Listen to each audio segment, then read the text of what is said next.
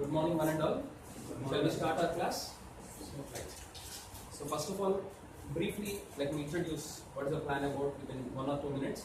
After that, we shall continue with our class. Okay? So the Sunday Center program is designed in such a way that this will be in 3 stages. So ఇది ఒక 3-stage program design చేయబడింది. People by attending only on Sunday, they can improve their communication skills as well as writing skills with the help of the program which we have designed. So మీకు ఏంటంటే Sunday రోజు వచ్చినప్పుడు మీకు work ఒకటి ఇవ్వడం జరుగుతుంది. So there is a sample paper. So topic wise day wise మీకు work అనేది ఇస్తాం. So this work you have to complete by next Sunday and you have to bring here. Gradually the work will be increasing.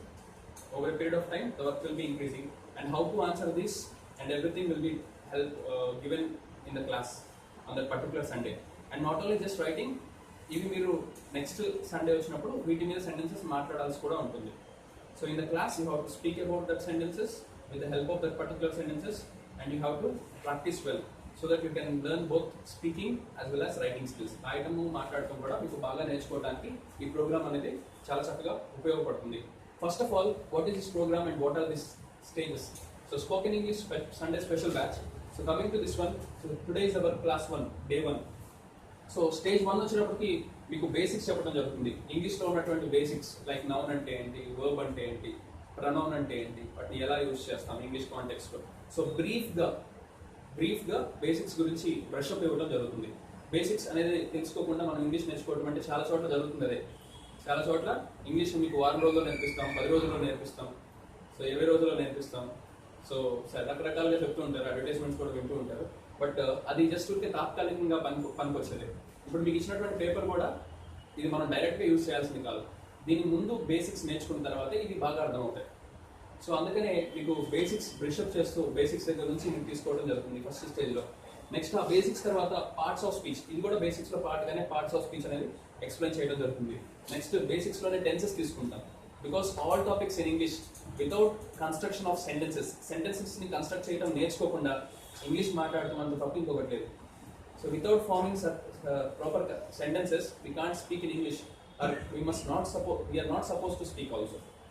Okay, but many people keep speaking in English without proper formation of sentences. That's the reason why we are going to teach you tenses in the basic stage 1. Next, self-introduction. So self-introduction is also a part of base 1. So in the stage 1 only you are going to get self-introduction. So ఇది conversations లో part గా and ఇంటర్వ్యూలో part కూడా మీకు అవుతుంది. So ఇంటర్వ్యూలో ప్రతిసారి common గా అడిగేటువంటి question self introduction. Next, usage of auxiliary verbs. So ఈ రోజు మీకు ఇచ్చిన పేపర్ కూడా యూసేజ్ ఆఫ్ ఆక్సిలరీ వర్బ్స్ మీదే. సో స్టేజ్ 1లో యూసేజ్ ఆఫ్ ఆక్సిలరీ వర్బ్స్ అనేది ఉంది. అంటే modal auxiliary verbs, helping verbs సాయంతో ఎలా సెంటెన్సెస్ రాయాలి అనేది ఈరోజు టాపిక్ కూడా ఉంది. సో దాని గురించి మనం డిస్కస్ చేద్దాం. So usage of auxiliary verbs ఇవన్నీ కూడా మీకు స్టేజ్ 1లో కవర్ చేయబడతాయి. ఓకే, నెక్స్ట్ స్టేజ్ 2 వచ్చినప్పటికి active voice, passive voice, direct indirect speech, conversations, interview skills. Active voice, passive voice వచ్చినప్పటికి నెక్స్ట్ లెవెల్ అవుతుంది అనమాట. మీకు వన్స్ టెన్సెస్ మీద మంచి కమాండ్ వచ్చిన తర్వాత ఆ టెన్సెస్ ని లింక్ గా active voice, passive voice, direct indirect speech నేర్పించడం జరుగుతుంది. ఎందుకంటే టెన్సెస్ రాకుండా యాక్టివ్ వాయిస్, ప్యాసివ్ వాయిస్ నేర్చుకోవడం అంటే సైకిల్ రాకుండా బైక్ నేర్చుకోవడం లాంటిది. So if you have good command on riding a cycle like tenses, then you can comfortably learn how to ride bike very easily. So there is a link like that. So అట్లాగే tenses నేర్చుకోవడం ద్వారా మీకు active voice, passive voice, direct ఇదేంటంటే expert level అనమాట. అంటే sentence ని తిరగవేసి రాయడం. For example subject importance ఇచ్చి రాయడం, నెక్స్ట్ అక్కడున్న ఆబ్జెక్ట్ ని తీసుకొచ్చి ఇంపార్టెన్స్ ఇచ్చి రాయడం, అట్లాంటివి కూడా మీరు మాట్లాడటం బాగా నేర్చుకోవాలి అంటే యాక్టివ్ వాయిస్, ప్యాసివ్ వాయిస్ తప్పకుండా మీకు రావాలి. నెక్స్ట్ వచ్చినప్పటికి డైరెక్ట్ ఇండైరెక్ట్ స్పీచ్. అంటే ఎవరో చెప్పినటువంటి సెంటెన్సెస్ ని మనం రిపోర్ట్ రాసేటప్పుడు, వేరే వాళ్ళకి చెప్పేటప్పుడు ఎక్కువ శాతం గవర్నమెంట్ ఎంప్లాయీస్ కూడా ఈ డైరెక్ట్ ఇండైరెక్ట్ స్పీచ్ చాలా ఇంపార్టెంట్. ఎందుకని అంటే మరీ ముఖ్యంగా ఎక్కడైనా వర్క్ చేసే వాళ్ళకి వాళ్ళు డేటా కలెక్ట్ చేస్తుంటారు పబ్లిక్ దగ్గర నుంచి. ఆ డేటాని వాళ్ళ సుపీరియర్ కి ఇన్ఫార్మ్ చేయాలి. ఇన్ఫార్మ్ చేసేటప్పుడు వాళ్ళు 99% వాళ్ళు యూజ్ చేసేటువంటి సెంటెన్సెస్ అన్ని కూడా డైరెక్ట్ ఇండైరెక్ట్ స్పీచ్ బేస్ చేసుకుని ఉండేటువంటి సెంటెన్సెస్. కాబట్టి డైరెక్ట్ గా వాళ్ళు తీసుకున్న డేటాని ఇండైరెక్ట్ గా ఇన్ఫర్మేషన్ గా కన్వర్ట్ చేసి వాళ్ళ సుపీరియర్స్ కి అందించాలి. సో ఆ టాపిక్స్ మీకు బాగా రావాలి అంటే డైరెక్ట్ ఇండైరెక్ట్ స్పీచ్ మీద మీకు మంచి కమాండ్ ఉండాలి. సో ఇది సెకండ్ స్టేజ్ లో చెప్పడం జరుగుతుంది. నెక్స్ట్ వచ్చినప్పటికీ కాన్వర్సేషన్స్.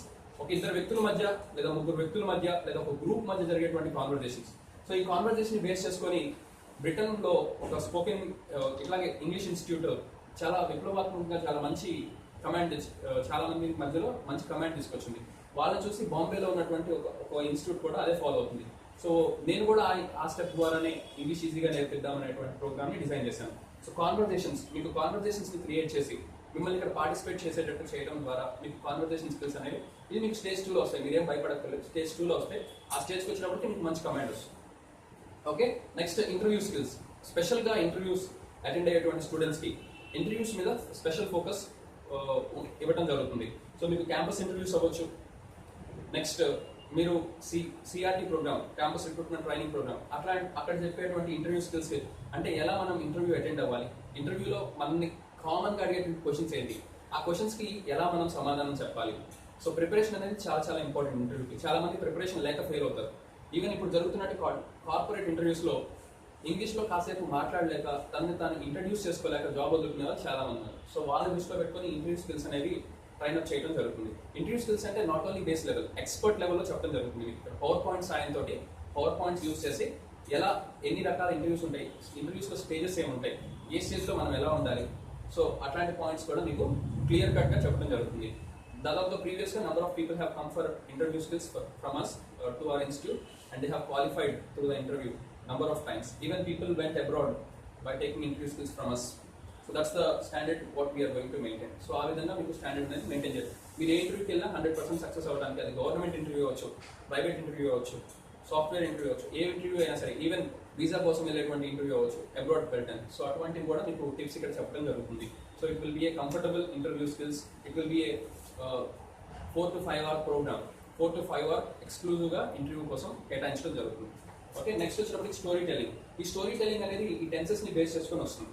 మీకు మెటీరియల్ ఇస్తాము, మెటీరియల్లో డీటెయిల్గా ఉంటుంది. ఈ వీక్ మెటీరియల్ ఇవ్వలేదు, ఈ వీక్ ఓన్లీ వీక్లీ హ్యాండ్అవుట్స్ మాత్రమే ఇచ్చాం. మీరేం చేయాలి అంటే హ్యాండ్అవుట్కి ఒక స్టిక్ ఫైల్ పెట్టుకోండి.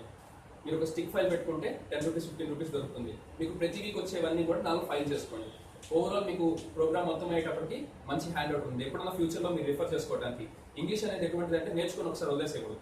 ఫర్ ఎగ్జాంపుల్ కార్ డ్రైవింగ్ మీరు నేర్చుకొని వచ్చేసింది కదా అని చెప్పి ఒక 2-3 years నడపకుండా మళ్ళీ ఫ్రెష్గా స్టార్ట్ చేస్తే ఎలా ఉంటుంది, మళ్ళీ బేసిక్స్ చూసుకోవాలి. సో అట్లాంటిది అనమాట. ఇంగ్లీష్ కూడా అంతే, మీరు రివైజ్ చేసుకోవడానికి మీకు ఇచ్చే హ్యాండ్అవుట్స్ మీరు రెగ్యులర్గా రివైజ్ చేసుకుంటూ ఉండండి. దీంతో పాటుగా సప్లిమెంట్ మీకు కొన్ని వీడియోస్ కూడా ఇవ్వడం జరుగుతుంది పెన్ డ్రైవ్లో. సో ఆ వీడియోస్ వాచ్ చేయడం ద్వారా కూడా మీ లిజనింగ్ స్కిల్స్ని పెంపొందించడానికి బాగా ఉపయోగపడతాయి. Got it like that we have design. So story telling అనేది కూడా దానిలో పార్టే. సో ఒక స్టోరీని ఎలా నరేట్ చేయాలి, ఒక జరిగినటువంటి సిచ్యువేషన్ని మీ ఫ్రెండ్కి ఎలా నరేట్ చేయాలి, ఇది లైఫ్లో చాలా చాలా ఇంపార్టెంట్ ఆస్పెక్ట్. ఇంగ్లీష్ బాగా వచ్చిన వాళ్ళు మాత్రమే చేయగలుగుతారు. సో ఇది స్టేజ్ 2లో పెట్టడం జరిగింది. స్టోరీ టెల్లింగ్, ఒక టాపిక్ మీద ఒక స్టోరీ తీసుకుంటే ఆ స్టోరీని మీరు ఎలా నరేట్ చేస్తున్నారు, స్టోరీని పాస్ట్లో ఎలా చెప్పొచ్చు, ప్రెజెంట్లో ఎలా చెప్పొచ్చు. ఓకే, అట్లా మీకు స్టోరీ టెల్లింగ్ అనేది ఉంటుంది. Next talking about your past, present and future. So మీ లైఫ్లో జరిగిన పాస్ట్ సిచ్యువేషన్స్, ప్రెజెంట్ సిచ్యువేషన్స్, మీ ఫ్యూచర్ సిచ్యువేషన్స్ ఎలా మాట్లాడాలి, ఎలా కన్వే చేయాలి ఎదుటి వాళ్ళకి, చేయబోయే పనులను ఎలా చెప్పాలి, ఆల్రెడీ జరిగిపోయిన పనులను ఎలా చెప్పాలి, ఇవన్నీ కూడా మీకు స్టేజ్ 2లో వస్తుంది, ఇవ్వడం జరిగింది. నెక్స్ట్ స్టేజ్ 3కి వచ్చేటప్పటికి ఈ 2 స్టేజెస్ మీద మీకు మంచి కమాండ్ వచ్చిన తర్వాత stage 3 that is group discussion, expert level అనమాట. ఇక్కడికి వచ్చేటప్పటికి ఎక్స్పర్ట్ లెవెల్ అంటే ఒక సివిల్ సర్వీసెస్లో ఒక గ్రూప్ డిస్కషన్ ఎలా జరుగుతుంది, లేదంటే మీరు కొన్ని కాంపిటేటివ్ ఎగ్జామ్స్ అటెండ్ అవుతుంటారు, లైక్ SBI POs అని, నెక్స్ట్ వేరియస్ కాంపిటేటివ్ ఎగ్జామ్స్. దానిలో గ్రూప్ డిస్కషన్ అనేది ఒక ఇంపార్టెంట్ ఆస్పెక్ట్. ఈ రోజుల్లో ప్రైవేట్ సెక్టార్లో కూడా గ్రూప్ డిస్కషన్ అనేది చాలా ఇంపార్టెంట్ రౌండ్గా మారింది.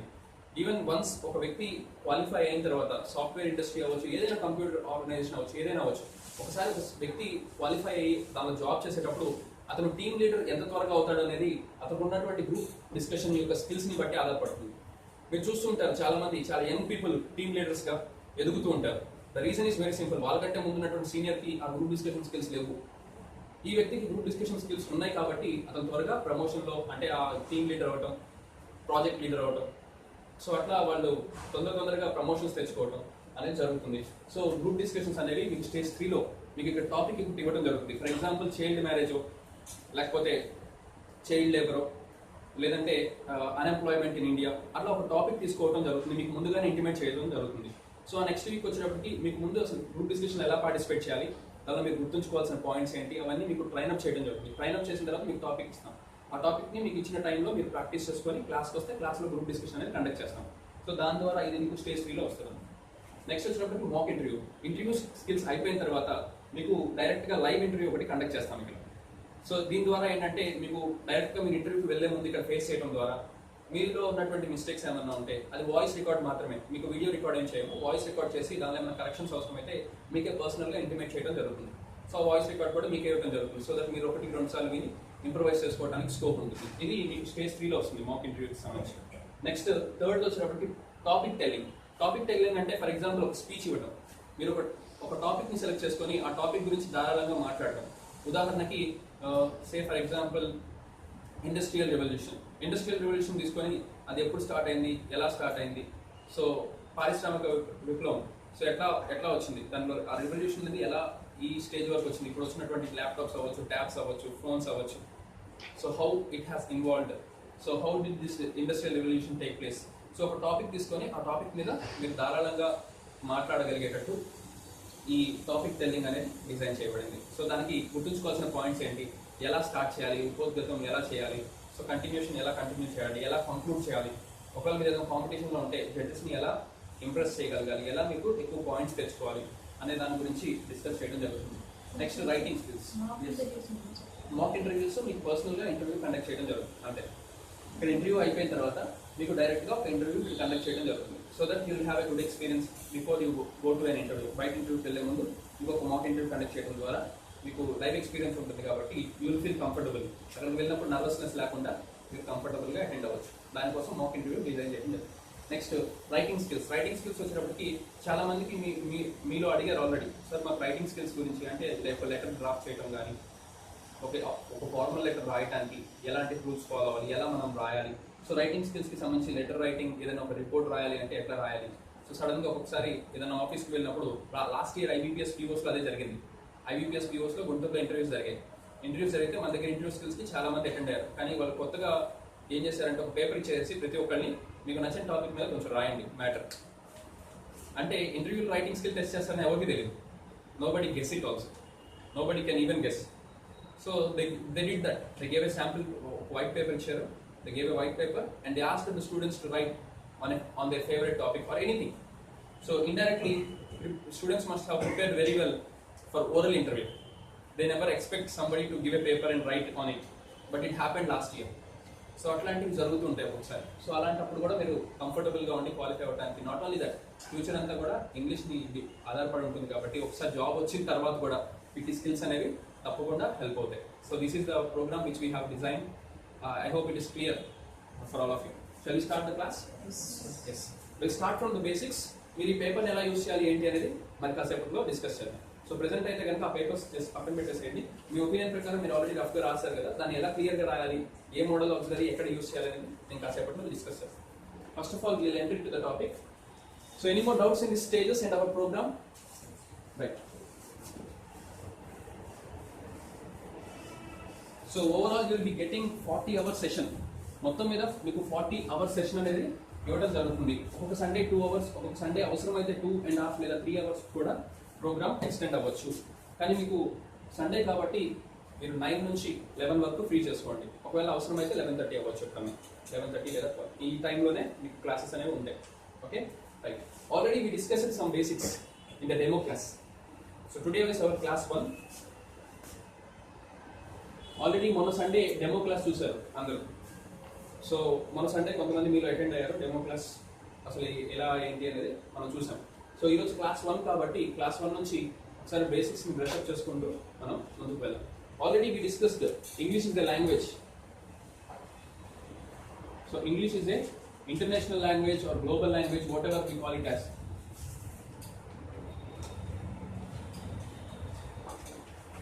Or a link language. It can also be considered as link language between many countries. It acts as a link.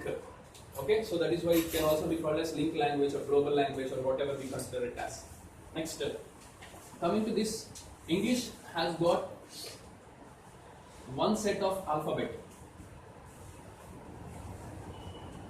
English has got one set of alphabet. ఈ alphabet అనే word ఎక్కడ నుంచి derive అయిందంటే alpha and beta అనేటువంటి symbols నుంచి. ఫస్ట్లో వాళ్ళ లెటర్స్ని ఇలా యూజ్ చేసేవాళ్ళు Europeans, the people from Greek, Rome and all the European continent people, they have started using letters like alpha, beta and gamma, రో వినే ఉంటారు సింబల్స్ లాగా. మనం ఇప్పుడు సింబల్స్ లాగా యూస్ చేస్తున్నాం, మ్యాథమెటికల్ సింబల్స్ లాగా, but once they use to use them as letters in their language. Then వీటి నుంచి ఇంగ్లీష్ అనేటువంటి లాంగ్వేజ్ ని క్రియేట్ చేశారు. మీరు అందుకనే చాలాసార్లు చదివేటప్పుడు వింటుంటారు, this word is derived from Greek or this word is derived from Latin. So అట్లాంటి వర్డ్స్ మీరు వింటూ ఉంటారు. Because English is not born on its own, it is derived from or it is borrowed from some other languages and it is created as a standard language. Okay, so like that we have English. So there is one set of alphabet in English. This one set of alphabet consists of this 26 letters.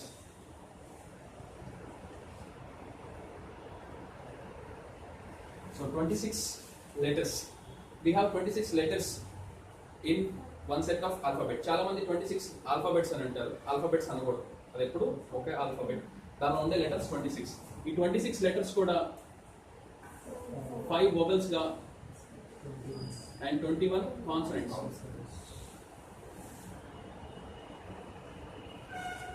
So 21 consonants గా classify అయ్యాయి, 5 vowels and 21 consonants. ఈ 5 vowels ఏంటి? A, E, I, O, U, and remaining all are consonants. Okay, so like this we have 5 vowels and 21 consonants. But there is a big dramatic difference or unique feature in our English language.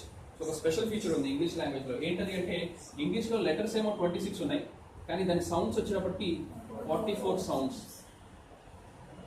So in English we have 26 letters but 44 sounds. ఈ feature మీకు ఏ భాషలో లేదు. Suppose Telugu తీసుకోండి, తెలుగులో ఎన్ని letters ఉంటే అన్ని శబ్దాలే ఉంటాయి. ఆని ఆ అని పిలుస్తాం, అహా అని రాస్తే అహా అని, ఖా అంటే ఖా అంటాం. కానీ ఇంగ్లీష్లో అట్లా కాదు, ఒక లెటర్ రాస్తాం, ఇంకొక లెటర్ పలుకుతాం. The reason is very simple, we have 26 letters and 44 sounds. Because of this we have several differences.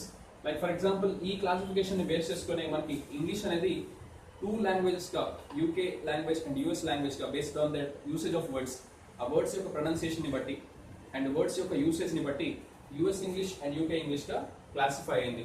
ఉదాహరణకి కొన్ని వర్డ్స్ తీసుకొని చూద్దాం. బియుటి బట్, పియుటి ఫుడ్. ఇప్పుడు మీరు జాగ్రత్తగా అబ్జర్వ్ చేసినట్లయితే ఇక్కడ యుఏ ఉంది, ఇక్కడ యుఏ ఉంది, రెండు వర్డ్స్ లో కూడా యుఏ ఉంది. ఇక్కడ యుకి ఆ అనేటువంటి సౌండ్ ఉంది, బట్ ఆ, బట్ బా, ఆ అనేటువంటి సౌండ్ ఉంది. యూని ఎలా పలుకుతున్నాం? ఆ అని పలుకుతున్నాం. అదే ఇక్కడ పియుటికి వచ్చినప్పటికీ ఊ, పుట్, ఊ, ఊ అనేటువంటి సౌండ్ తోటి మనం ప్రొనౌన్స్ చేస్తున్నాం. అంటే రాసేది సేమ్ లెటరే, కానీ ప్రొనౌన్స్ చేసేటప్పుడు డిఫరెంట్ గా ప్రొనౌన్స్ చేస్తున్నాం. ఎప్పుడు కూడా ఈ ఆన్ తీసుకొచ్చి ఒకవేళ పొరపాటు పుట్ మీద పుట్ దగ్గర పెట్టారనుకోండి, పట్ అవుతుంది.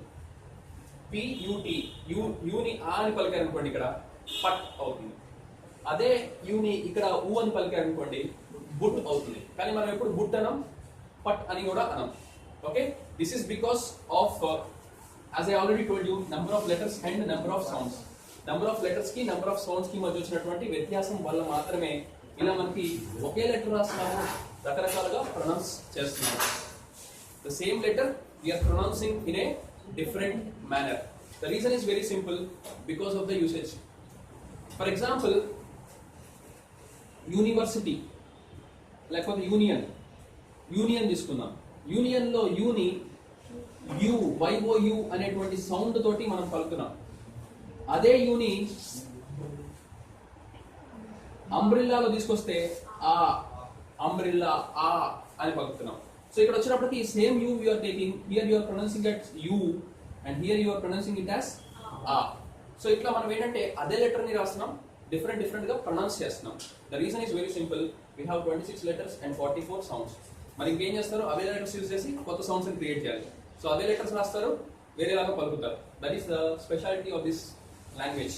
So we have limited letters, we have to right with that letters only. We can't suppose మీరు ఫోనెటిక్స్ చూసినట్టయితే త అని, నెక్స్ట్ ష అని, అట్లా కొన్ని ఫోనెటిక్ సింబల్స్ ఉంటాయి. ఈ సింబల్స్ ఎక్కడన్నా బుక్ లో రాస్తారా? టైప్ చేస్తారా? టైప్ చేయరు. నిజం చెప్పాలి, ఇవన్నీ సౌండ్స్. సో 44 సౌండ్స్ అనమాట. మరి ఏం చేస్తారు? ఉన్న వాటితో ఆ సౌండ్స్ తీసుకురావాలి. So however they try to use that available letters and they will try to create 44 sounds. That is the reason why many people find it difficult to write words. చాలా మంది, sir నాకు English రాయడం రావట్లేదు, spellings రాస్తే తప్పు వస్తున్నాయి, words సరిగ్గా పలకటం రావట్లేదు. అది యాక్చువల్గా మీ ప్రాబ్లం కాదు. There is a difference between number of letters and number of sounds. That's actually the language is designed like. Okay, so మీరు ఎప్పుడు మీ ప్రాబ్లం అని మీరు ఫీల్ అవ్వాల్సిన అవసరం లేదు. తెలుగులో ఫర్ ఎగ్జాంపుల్ రాసుకుంటూ వెళ్తే మాక్సిమం మహా అయితే ఒక ఒత్తో పొల్లో పోతుంది. ఇక్కడ వర్డ్ టోటల్గా చేంజ్ అయిపోతుంది. That is speciality of this English. ఎందుకంటే మనం పలికేటప్పుడు ఒకటి పలుకుతుంటాం, రాసేటప్పుడు ఒకటి రాస్తాం.